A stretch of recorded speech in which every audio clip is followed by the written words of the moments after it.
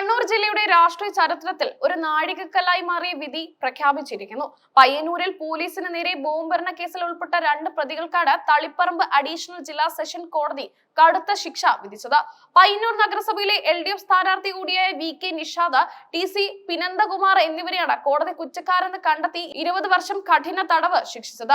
ഈ വിധി കേരള രാഷ്ട്രീയത്തിൽ പ്രത്യേകിച്ച് കണ്ണൂർ CPM കേന്ദ്രങ്ങളിൽ വലിയ ചർച്ചാ വിഷയമായിരിക്കുകയാണ്. സജീവ രാഷ്ട്രീയ പ്രവർത്തകനും തദ്ദേശ തിരഞ്ഞെടുപ്പിൽ മത്സരിക്കുന്ന സ്ഥാനാർത്ഥിയുമാണ് പ്രതികളിൽ ഒരാൾ എന്ന വസ്തുത ഈ വിധിയുടെ ഗൗരവം വർദ്ധിപ്പിക്കുന്നു. തളിപ്പറമ്പ് അഡീഷണൽ ജില്ലാ സെഷൻസ് ജഡ്ജി KN പ്രശാന്താണ് കേസിൽ വിധി പ്രസ്താവിച്ചത്. പ്രതികളായ VK നിഷാദിനും TC പിനന്ദകുമാറിനും 20 വർഷം വീതം തടവ് ശിക്ഷയാണ് വിധിച്ചിരിക്കുന്നത്. അതോടൊപ്പം ഓരോ പ്രതിയും 2.5 ലക്ഷം രൂപ വീതം പിഴ അടയ്ക്കണമെന്നും കോടതി ഉത്തരവിട്ടു. നിയമപരമായ ഇളവുകൾ പരിഗണിച്ച് യഥാർത്ഥത്തിൽ കുറ്റക്കാർ 10 വർഷം തടവ് അനുഭവിച്ചാൽ മതിയാകും.